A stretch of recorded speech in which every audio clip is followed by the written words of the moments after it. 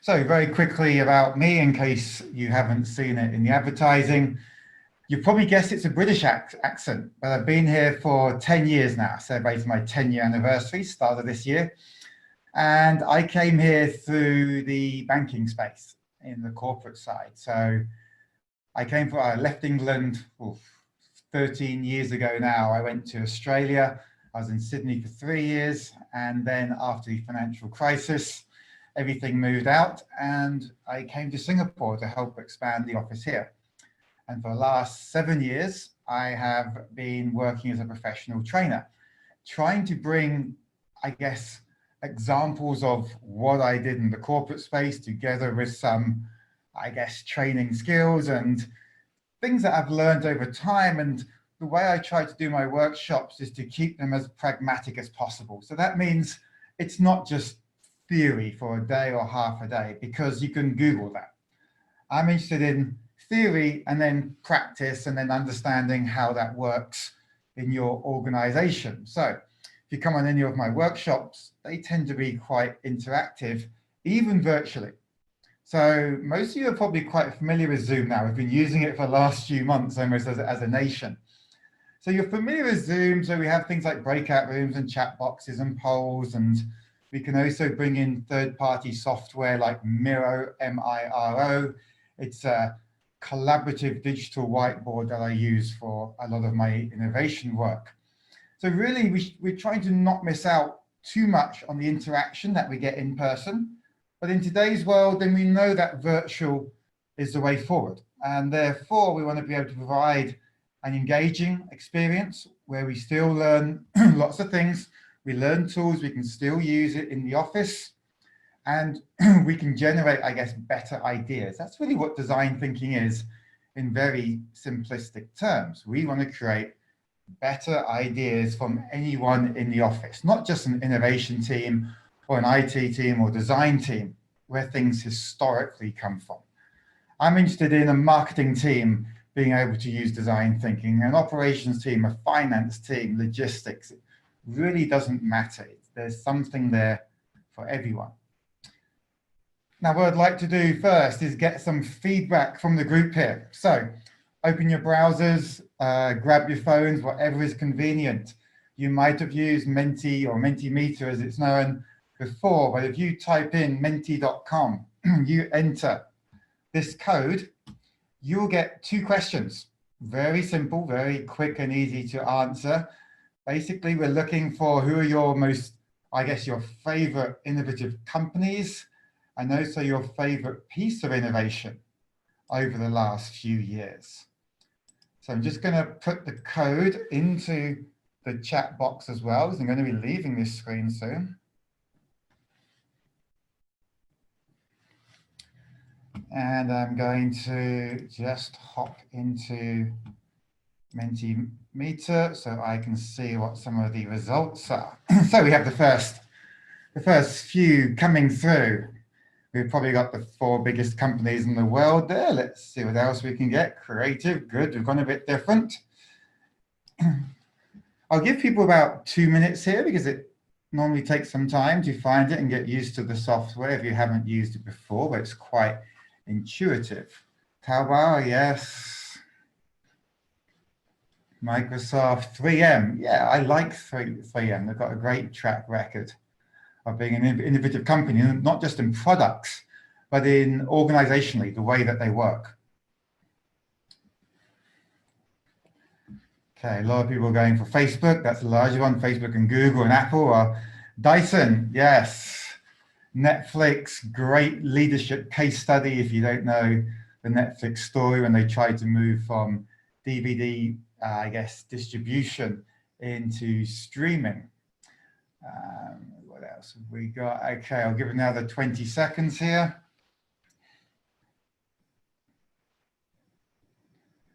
Alibaba, yes. Alibaba do a lot of good things. Not everybody sees what Alibaba does, but behind the scenes, they're very innovative in what they're doing. Okay, I think that is enough for now. Let me just come out of that one. I'll just see this. What have we got going on here? iPad, iPhone, grab sharing, General Electric, the iPhone, yes. Zoom, hey, there you go. Glencore, okay, yes. Tesla cars, 3M.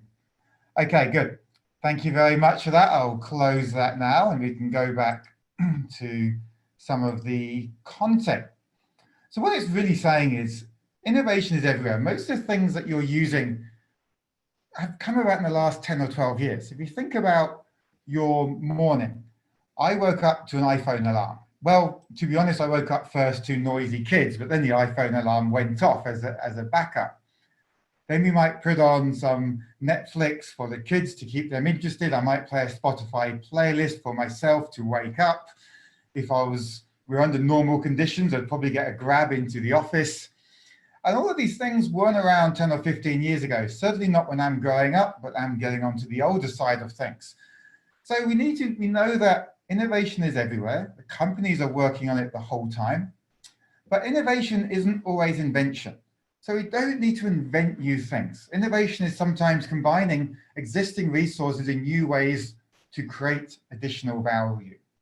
So when we think about that, we can let other people invent things and use AI, machine learning, and neural networks and everything else. But how do we use that to improve our processes, to improve our own products?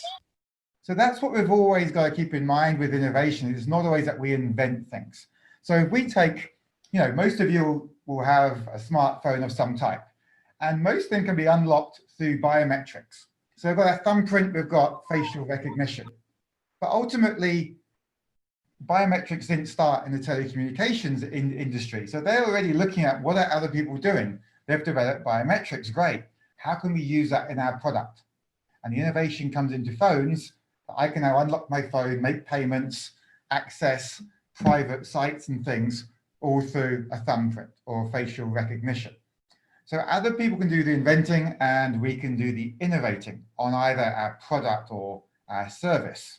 Now, when we think about innovation, most people go for products. So if we have a workshop, the aim of a workshop is not just to introduce you to exercises and tools that you can use. That's definitely part of it, but we try to solve some problems at the same time. So we actually get a feel for using it in real cases as much as we can.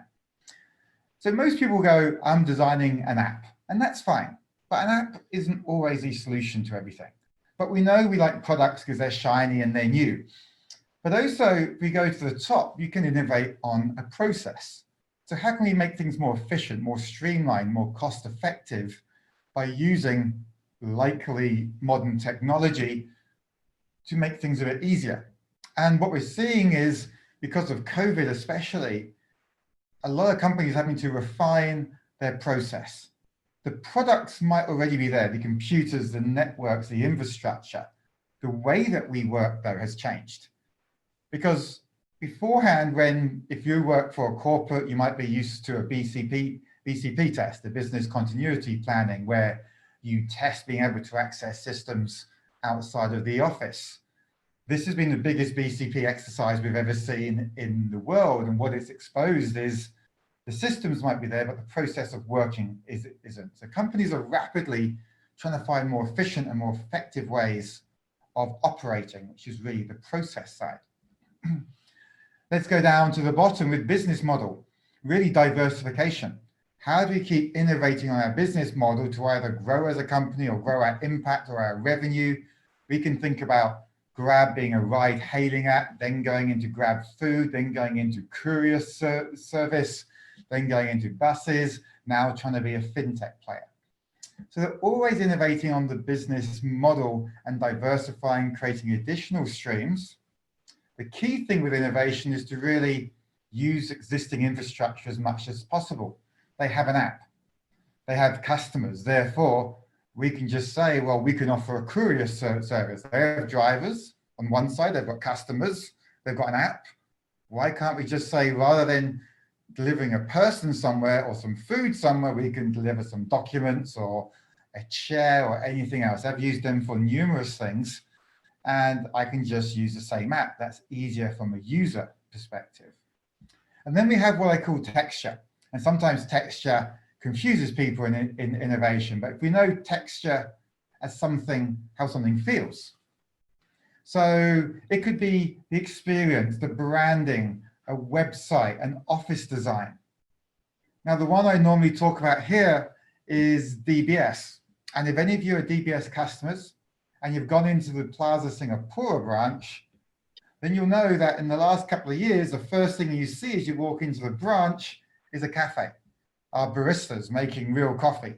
And the first time I went in, I thought I was in the wrong place. I thought they'd moved, perhaps, hadn't been there for a while.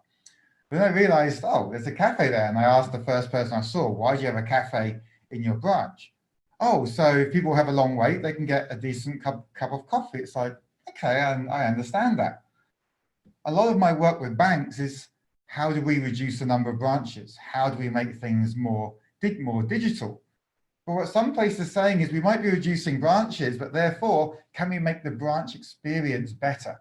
So those who still need to go into a branch have a better experience, even if they've got fewer branches to choose from. So they've got virtual tellers. They've got AI-driven advice. The last thing you see is the traditional tellers or cashiers. Now, Singapore is a pretty innovative country. If you look at some of the indices that are out there for innovation, you've got the Global Innovation Index. That's probably one of the most established ones. Then you've got Bloomberg and Forbes. Now, if we take the Global Innovation Index, does anybody in the chat box want to guess where Singapore was last year in the Global Innovation Index? We're talking about across the whole world, out of 200 plus countries. Anybody want to guess where Singapore ranked globally in innovation? You can put it quickly into the chat box if you feel like guessing. Unfortunately, I don't have a prize. Bottom 10 from Jenny. 10th, Christine. We'll just see a couple more options. 3rd, maybe a bit too optimistic from Kate. Desire, 30th. I'll give you 8th, so in 8th place. The year before that, they were 5th, okay? In Bloomberg, they're often 5th. So Singapore, for its size, is doing extremely well globally. Now, there's about 80 different factors that go into the algorithm, anything from the main ones are around number of patents filed, investment into R&D, education standards, STEM, education, I guess social demographics and everything else. So Singapore actually ranks very well, and that's why we get a lot of foreign direct investment into Singapore. It's seen as a beacon, but some of you might sort of go, well, why? Up until a few years ago, when I parked my car, I was still punching holes through a piece of paper that I had to buy from a petrol station. That was a bit crazy. But then a few students, together with GovTech, built the parking.sg app. That a lot of you might use. So there's a lot going on. It's why Dyson are trying to move here. It's why Rolls-Royce have a big factory up north. There is a lot of incentives that the government is doing. So Singapore is doing well, but it's still being held back in certain ways from what I see. One is the size and scale. So Singapore, you can't avoid the fact it's a small landmass. So we've got maybe, I think, 5.5, 6 million people here, of which maybe 2/3 are citizens. So we've only got so large a pool to draw upon.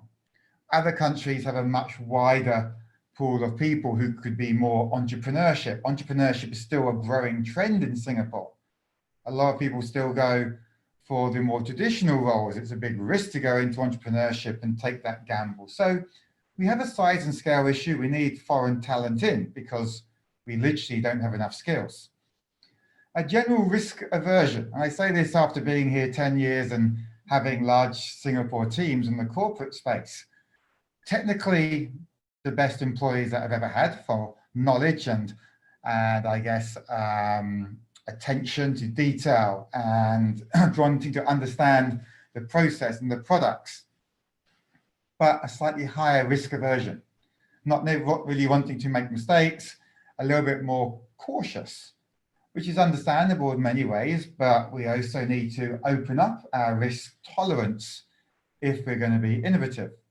An unskilled workforce doesn't mean we can't do our jobs or we haven't done well in exams.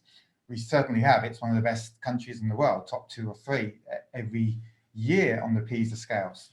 But unskilled as far as we haven't got enough machine learning specialists, we haven't got enough tech specialists. So it's starting to change. Those of you with kids in school might start to see the change. I speak to MOE quite regularly. There's going to be a change over the next few years where we have more of a focus on these tools and coding is coming in earlier. So that unskilled workforce is going to become much more skilled over the next sort of 5 to 7 years. The workload is the biggest complaint I always hear about. I'm too busy to think about innovation. Understand, I used to work 12, 13-hour days, but then if we always blame the workload, we've probably got a workload because we're not working as efficiently as we can.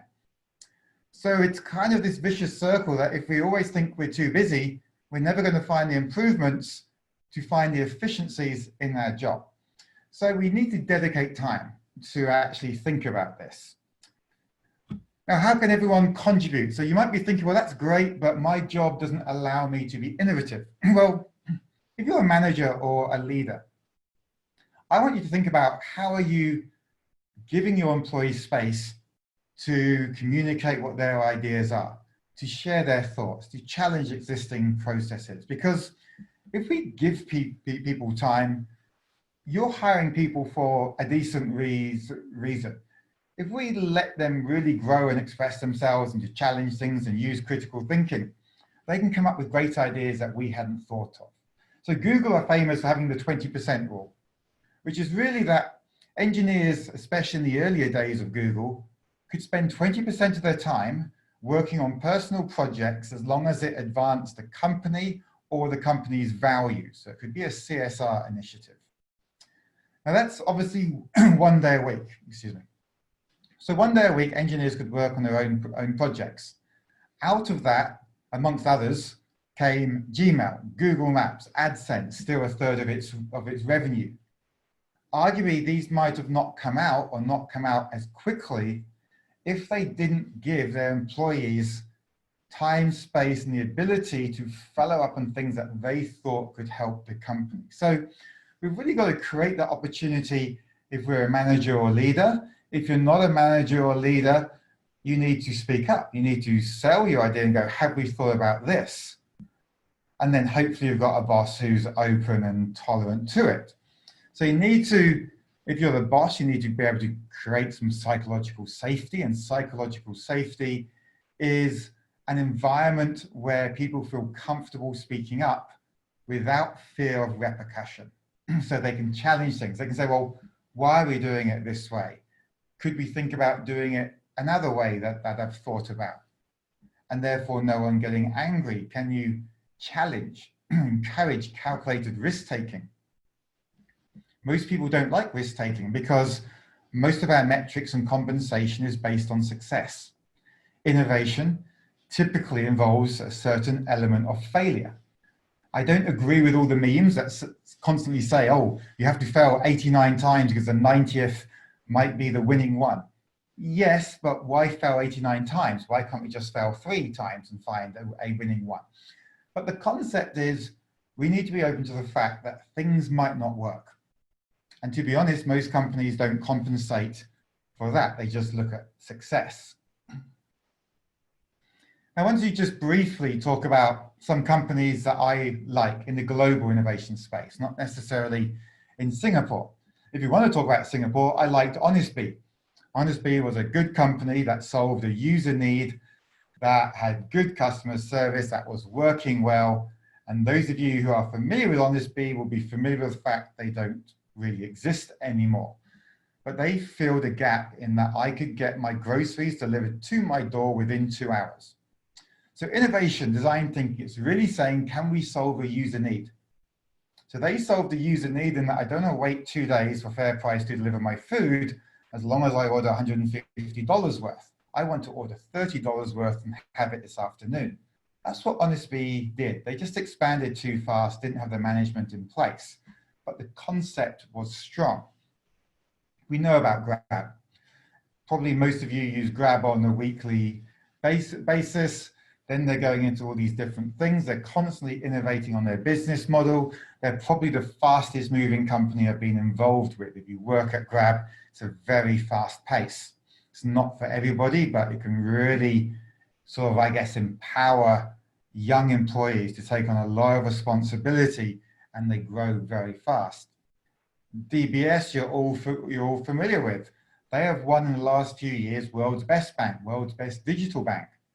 They've got lots of great case studies about how they drive innovation across the bank, how they train every employee and make money available. They've got an innovation lab where most people aren't from finance. That makes people go, why? It's like, because most of their customers aren't. So they're always thinking about the customer. They don't want all finance people in an innovation team because their customers aren't all finance people. So they want diverse thoughts and opinions coming in. We have Netflix, who went from distributing and mailing out by, I guess, SingPost equivalent, DVDs. And they tried to solve the user need of people didn't like to get fined for late return of DVDs. So Netflix just said, there's no fines. You order online, we post it to you, you return it when you're finished with it. Very disruptive. Then they moved into streaming. So they purchased content and streamed that, and then we can all do our Netflix binge. Now, of course, they create their own content.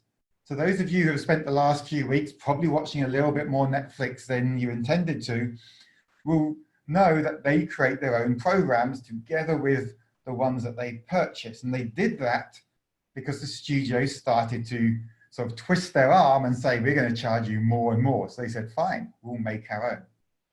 And then Alibaba, most of us know from the e-commerce side. I've worked with their logistics hub that use data from the e-commerce, put it into a predictive algorithm to then be able to move products across China in advance of the orders, and then they can deliver 700 million parcels in 24 hours for Singles Day. Other companies just look at that and go, how do you do that? They're using technology, they're using data, they're working across silos and across the different subsidiary companies. Oops, sorry, let's just skip that one. So design thinking, what is it? I like to define it as designing with the user in mind. And when I look at design thinking, if you're in UI or UX design, you're probably trained in this. If you're in IT, you might be familiar with it. Why do I like it? Because I think if we're not design specialists, and I'm not a designer by trade, my father is, but I went into the finance side. But when I was in finance, I had the IT guys train me up in design thinking, which was very new then. And what it was really saying is, rather than us thinking that we know what the user wants, we're going to ask them, what do they need to do their job better? What unmet need do you have? Now, some people start quoting Steve Jobs, who's famous for saying the customer doesn't know what they want. And there is an argument for that. But there's also an argument that most startups fail because they make things that no one wants. So this little Venn diagram here was, I guess, created by IDEO, one of the most famous design consultancies in the world. And on the left side, they're saying things need to be people related. They need to have desirability. And that is really meaning that people need to want the thing that you're designing. If not, no one's going to use it. It's an expensive use of time and resources. So that gives us a need for interviews and observations and user research and creating things like personas and journey maps, so we know what the people want to be able to get their jobs done better. Then we go to the bottom right, we've got technology and feasibility. So is it possible? Is it feasible at this point in time? 10 years ago, autonomous self-driving cars was not feasible. Now it's almost fully feasible. Lots of prototypes out there. I think 5G, edge computing, more sensors will make autonomous self-driving cars a standard thing in 5, 6, 7 years' time. They're even looking at flying individual taxis that Uber is looking at and things. Not quite feasible yet, but will be over the forthcoming years. And then the top one is viability. So we've got desirability, feasibility, and viability, which is really, does it make business sense? There's no point making something that's not going to be profitable if that's your aim. Now, revenue and profit isn't always the aim. It could be user acquisition, so we're prepared to take a loss if we get more users. But whatever your business goal is, we need to have a think about that, not just design something that looks nice but then doesn't work. Because then you haven't got the resources, we won't get any funding in. So these are just 3 things that, if you attend the workshop and you work things through, we want to keep these things in mind. How do we know people want it? Is the technology there? What's the business angle? And we've got templates for these things. Now, this is the framework that I use in any workshop or consulting project. So it's a 5-step framework. Some people know a 6-step one. Some people who focus on human-centered design have a 3-step one. Ultimately, they're saying the same things. So very briefly, empathize. This is the desirability part. Okay, so we're looking at who our users are. Is it internal? Is it external? We're looking at what matters to that person. So this is really trying to find what problems are they facing. How can we help them with it? And that's where we do some of the exercises like user interviews or observations, journey maps, personas. It depends on what our theme is. So in a workshop, I pick and choose the most relevant exercises in the time we have. So if I introduce an exercise, we then do that exercise. If you talk about a journey map, we do a journey map. We split you into groups using breakout rooms, and then you can work together and try to sort of come up with your own version of the exercise or tool we've just introduced. Then we use the research to create a point of view, to create a more defined problem statement or challenge statement. So we're looking at the user needs, we're looking at the insights, and then we're coming out with a point of view, which is really a narrower perspective on what we're going to ideate on. Excuse me, 2 seconds. Okay, once we have our problem statement, we're focused for the ideation part. And this is what, if you see design thinking videos, you see lots of post-it notes on walls and whiteboards and things. This is a brainstorming bit. This is a fun, but you've probably been stuck in a brainstorming session that was slow and boring and didn't work.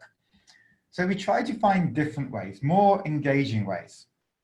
And we use things like what we call rapid ideation techniques. Things that can be done in 6 minutes or 10 minutes, but will generate maybe 40, 50, 60 different ideas in that short space of time. Again, we have a number of different exercises that we can use, and if we have time, we're going to do one of them during this webinar and give you, I guess, a taster for it.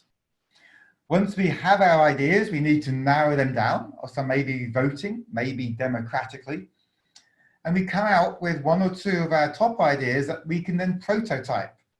And prototype doesn't need to be a working model. Okay, in a workshop experience, we're looking for just a visual representation of what your idea is. And that could be something what we call a wireframe, which is how a website is laid out with the different boxes and parts. It could just be a sketch. It could be a poster if your idea is a marketing campaign. There's many different ways that we can find to prototype things. The aim is, how would you present your idea to senior management or investors to get their feedback in? It doesn't need to be a fully working app. You can show the layout of the different pages of a website to show the functionality without having the working functionality. So there's just a difference in, I guess, in actual projects. The low fidelity is a sketch, a high fidelity is more working prototype.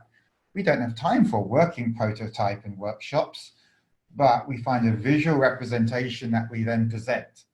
And we present that, and then we do the testing in step 5. And the testing is really going out sometimes to the original users and saying, well, we listened to you, we heard what you needed, and this is what we've designed. What do you think? And we get that information back in, and then we might do further iterations of the prototype, and we keep going until we come up with something that tests well, that gets high approval ratings. So what can we do to give you an idea of these things? Let's just see. Oh, these are just some of the tools that we might use. I think I summarized a lot of these things. So in the ideate, we might use things like crazy eights or analogical thinking or brain writing. They're all rapid ideation exercises. Prototyping, different ways in the testing. It really depends on what the topic or the theme is. Some people ask, well, how does design thinking relate to Agile? Is it the same, or lean startup and those things? This is a slightly complex slide, so I'll just summarize it. The bottom three, wow, that moved by itself. That was almost weird. Okay, the slide changed without me touching anything. We are in Twilight Zone. Okay, so if you look at the three things along the bottom there, design thinking is the left one. You explore the problem with empathy, the empathize part. Lean design is helping you focus on the right things to make sure we build the right things. Agile is really the execution and the development of that app, and to develop it in a fast way that's based on regular feedback. It's taken from the software development world. So design thinking is very much around the idea generation and creating better ideas. When we get into building, we're more confident about how things are going to get built. Okay, so we've got a little bit of time left. So I'm going to ask you if you're feeling up to it. We're going to do a very rapid ideation exercise, okay? Very rapid, it will take 2 minutes. Now, any design thinking workshop, we need a theme. Now, we don't really have time for you all to decide what theme you want to do, but in a workshop, we would give you time, or we'd give you options, maybe 4 different choices, and you can choose one. So for today's one, I've just created in a sort of a topical theme, how can organizations work better and utilize what they've learned from the COVID experience? So basically saying, what have we learned from the last few months that can help us work more efficiently going forward? Now you might say work from home, great, but take it further. Work from home, how? What technology do we sort of need? What could we have in the office? Is it around safety? Is it around improvements? You can go a little bit crazy and wild. It doesn't matter if your idea sounds a bit crazy. I like crazy ideas because most of the best innovation started off as a crazy idea. Now, rather than you saw something on the last slide saying crazy eights, I'm going to give you crazy fours, okay? Now, you don't have this template, but if you've got some paper next to you and a pen, you can quickly just do a matrix. You can open up a notes section on your computer. What am I going to encourage you to do? If you think back to that theme, how can organizations work better and utilize what we've learned from the COVID experience? I want you to try to come up with 4 ideas in 2 minutes. Okay, that's 1 idea every 30 seconds. It's fast because we don't want to overthink it. We just want to get some ideas down. Okay, so to repeat, I'm going to play a video. It will last for 2 minutes, of course. And then after 2 minutes, I'll stop and I'll give the next instruction. So can you come up with 4 ideas for how organizations can work better or more efficiently and utilize what we've learned from the COVID experience? Welcome to Crazy Fours. This is a rapid ideation exercise.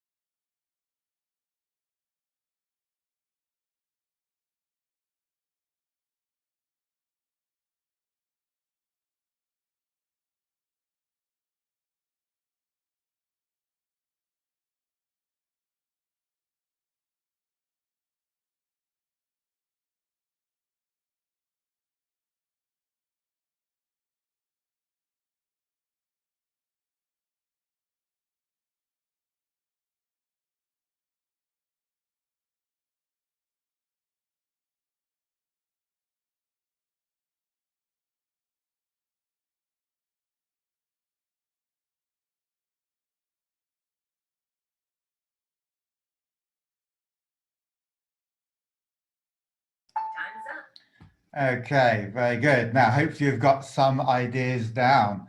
What are we going to do? I think we've got a little bit of time. So I'm going to put you into breakout rooms. Now, you might have done breakout rooms. You might find them a horrifying experience. You don't have to join a breakout room, but you'll get a prompt. Okay, and you'll get a prompt if you're comfortable joining, join, meet some new people. We're only going to do it for 5 minutes. And all I'd like you to do in that breakout room is share out of those 4, what's your top idea? What's the top idea that you thought of? And if you've got time as a group, try to agree on what's your top idea. Okay, so at the end of it, ideally, we would come out with 1 idea from each room. We might not get there because we're a little bit short on time. Obviously, in a workshop, we've got much more time here to use these rooms, but I want to give you 5 minutes to discuss what your top idea individually is, and then can you agree on a top one, and I'll bring you back in the room and we'll just share some of the top ideas that came out, just to give you a sample of what we do when we have a little bit more time. So I'm going to randomly allocate out these rooms. If you're not comfortable joining, you don't have to. I'll stay in the main room for a few minutes. We can discuss anything else.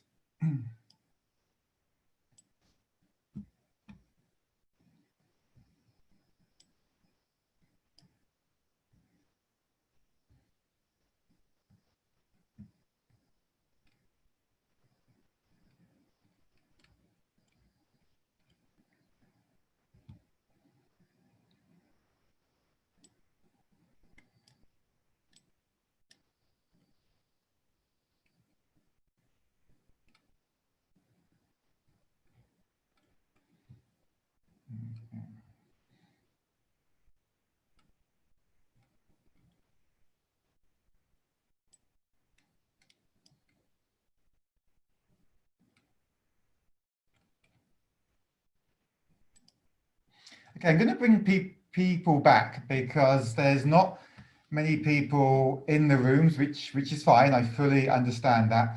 So I want to bring it back so I can just sort of, I guess, start to close the idea. So for those of you who are in the room still, does anyone feel comfortable writing in the chat box what one of their ideas were? Can we use the chat box to write down what some of our ideas were?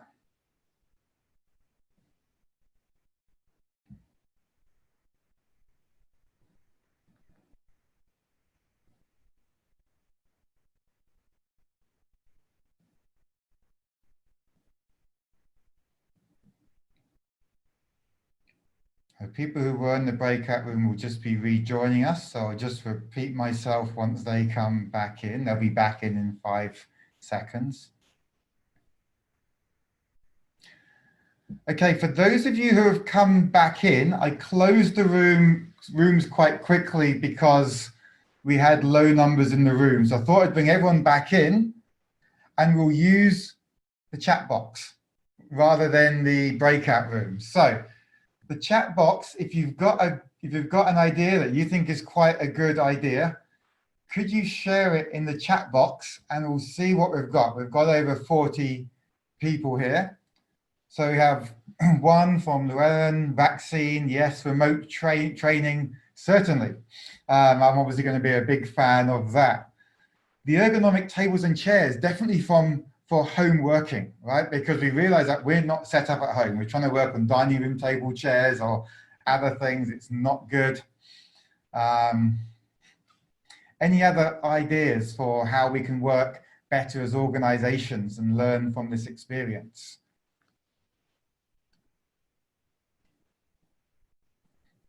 Eight-hour workday is dead. It is kind of. I mean, I always hoped it was dying beforehand. If anything, this has proven that it's not really necessary. And do we all need to go into a large office that costs, a lot of money for firms? Virtual whiteboards, I'm a huge fan of those. Flexible working hours from Shannon, yes. What else we got? Flexible timings, yes, for regional global roles. I fully agree with that one. Coming as as a regional head, I used to, and a global head at times, I could be in Singapore, but have calls with India until quite late into the evening. And then where my office was in Baltimore, I'd be on calls until midnight quite often. But is that really necessary? Because I'd have to work the whole day until that time. What do we have from Emmeline here? Organized communication with immediate boss, HR, yes. Zoom meetings, a good sell for Zoom. Balance between family, kids on HBO, myself, work from home, both demanding. From James, yes. I know people have concerns about sending kids to school, but I am almost looking forward to sending mine back. Mine will go back, I think, on the 8th because they're preschool. Trying to balance them at home with work obviously is a challenge for a lot of us. So how feasible is working from home? We've all enjoyed it at first, but as it goes on longer, it can be quite disruptive unless we're fortunate enough to have space. What else we got from Sandy? Focus on productivity and communication, so the number of hours worked. Very much so. And we know this needs bosses to be a bit more flexible around these things and realize it's not about being in the office for 12 hours. You might do 12 hours work, but I like to sometimes work quite early before my kids wake up and later at night. I can do it in my role because I guess I'm self-employed now, but I couldn't do that in my corporate job. It just wasn't the done thing. Less commute times, yes. Do we need to do it? Can we just come into the office for 2 days a week? E-approval from Sonny. Yes, e-approval, sign-offs, a DocuSign, further use of that. Why are we still manually signing things and stamping them and posting them in? It's not really needed at all. Save lots of money on office space. Shannon, smartphone with customized apps, HRMS, yes. Digital payment systems, paperless. I love all of these things. We know they're probably desired. If we think back to the Venn diagram, desirability is there, right? Then we've got the feasibility. Most of these things are feasible. It's just companies haven't implemented them, but they're there. And then from a viability side, well, we can say it saves money. So a lot of these things tick off that Venn diagram quite easily. Last one, grab delivery of employee benefits like lunch and afternoon snacks. I love anything that results in snacks being delivered to me. So yes, plus we're helping the economy move around as well. So what you've seen there, just in a few minutes, without even using the full breakout rooms, as a group, you probably generated about 20 ideas, 25 ideas, and we didn't even need to push much. And therefore, if we can use better ways to ideate and better ways to brainstorm and quicker ways, not spend 3 hours in a conference room, that's boring.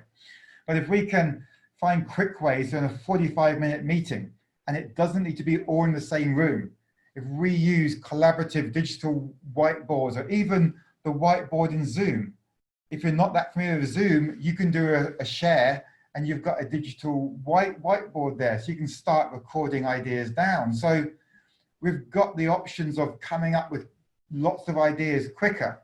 Then we start to vote. So sometimes voting is the easiest way.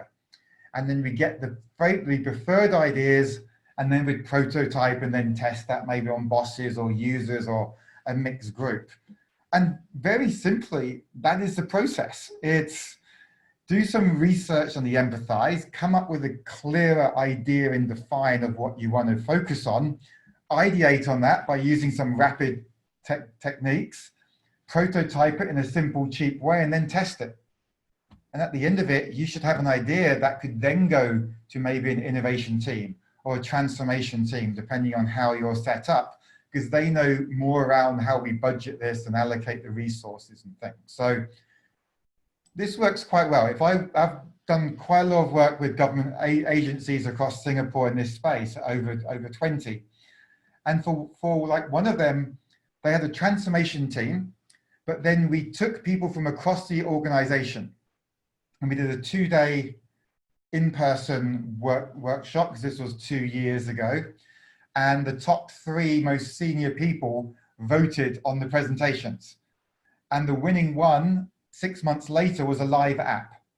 So they'd handed off the idea to the transformation team. The transformation team had the IT people and the project managers in, and they worked with the team who came up with the ideas, and 6 months later, it's a live app and saving lots of man hours. So that's the power of it, that even in a workshop, you can come up with ideas that then get funded and get developed and make everyone's job a little bit easier. Okay, last few slides. When we go through design thinking, we do it in quite a linear way, at least in workshops.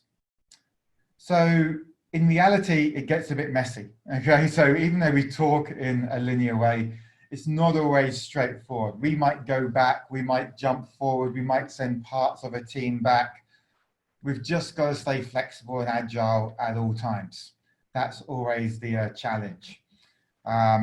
So Paul just mentioned affected sectors are fighting for survival. They are, and I really hope, you know, most companies can come out of this. It's a difficult time for so many companies. A lot of my friends are really struggling, especially if they've got higher costs and lots of employees.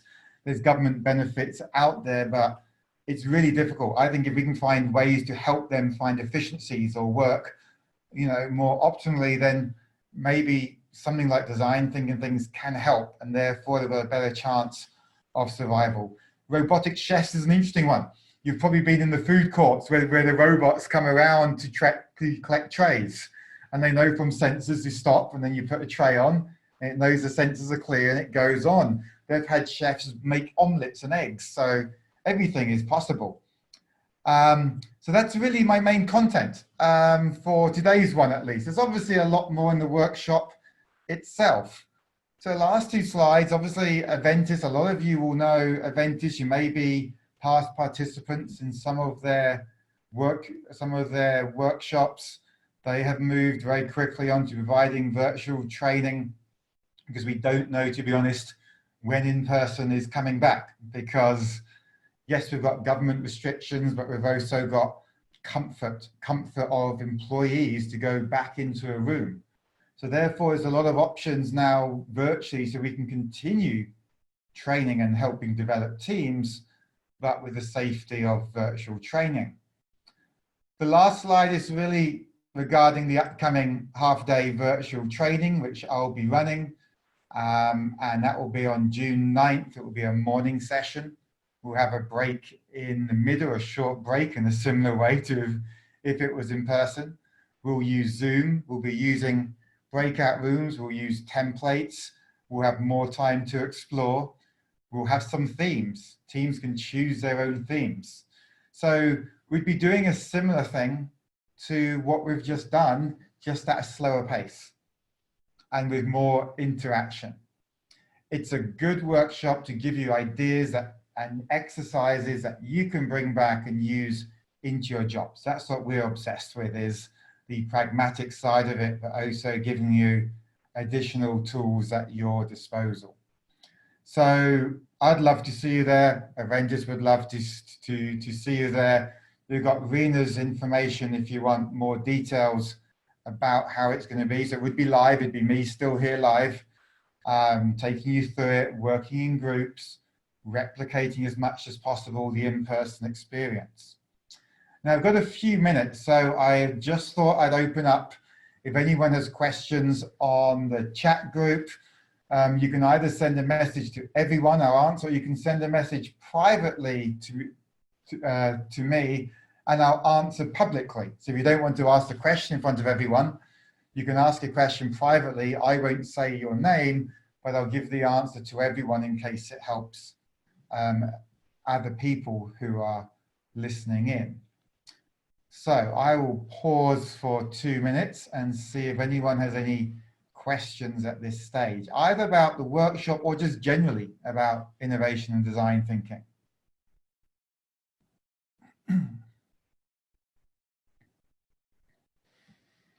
Okay, Jenny, early ideas for those working more in office, how about frontline? It's a great question. Now, I'm also a coach, so coaches always throw questions back at the people who ask them. It's our way of avoiding difficult questions. So Jenny, do you have any ideas? You probably weren't expecting me to put the question back to you, but.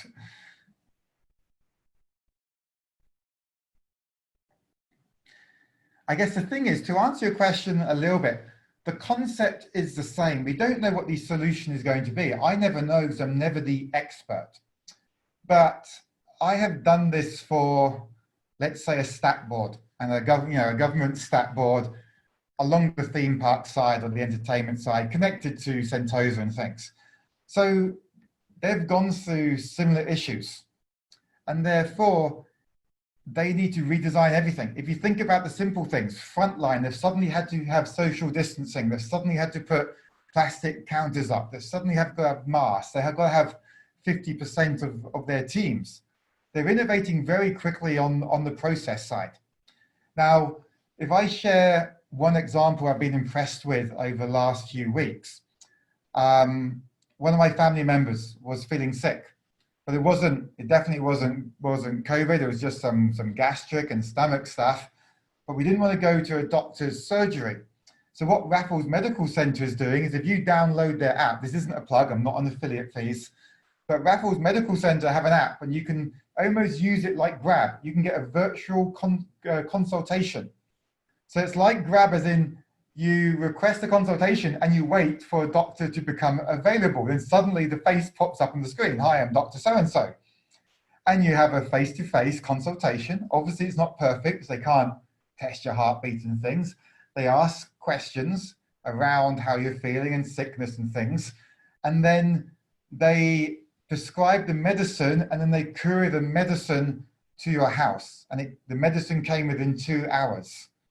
So face-to-face, I know doctors are a little bit different, but they've had to adapt to being able to give a virtual consultation using existing technology they had, and then use courier services to deliver the medicine to people's homes at a very affordable price. They weren't trying to make money out of it.